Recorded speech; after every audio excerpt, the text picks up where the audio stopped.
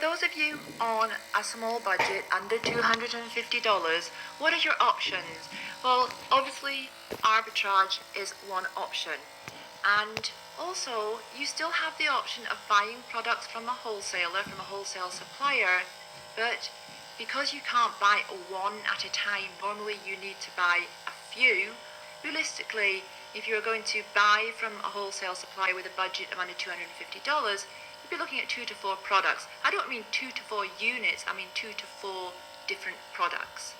And for your goals, you should be looking at setting small short-term goals, so small steps and realistic longer-term goals.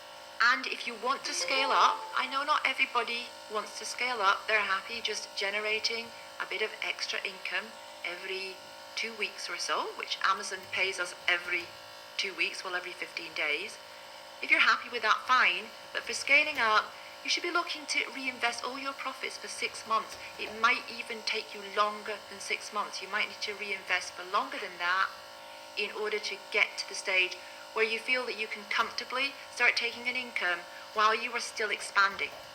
Now, for a budget of under 500, so a slightly bigger budget, again, we're looking at arbitrage or buying wholesale, but this time you would be able to buy 5 to 10 products as opposed to just 2 to 4, so 5 to 10 different types of products. You should still be setting relatively small short-term goals and always realistic longer-term goals. For scaling up, you probably don't need to reinvest for as long as 6 months, possibly 4 months. Now this is just a general guide because you yourself are going to know what you want to get from your business. So you may decide to reinvest everything for a year, or you may decide just to reinvest for the first 1 or 2 months. Now for those of you who have a bigger budget, so if your budget is $500 to $1,000 or even more than $1,000, then clearly you're going to be able to get started with a larger number of products buying from a wholesaler.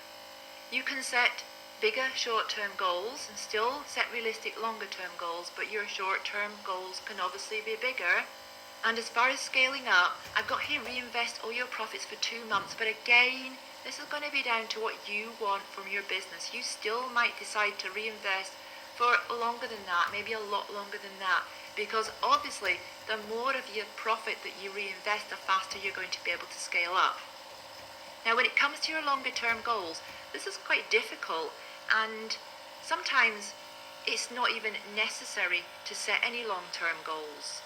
Sometimes it's better just to forget about the long-term goals, just to set the short-term goals, and the long-term goals will then take care of themselves. But other people like to set long-term goals because they like to know what they're aiming for and they like that motivation.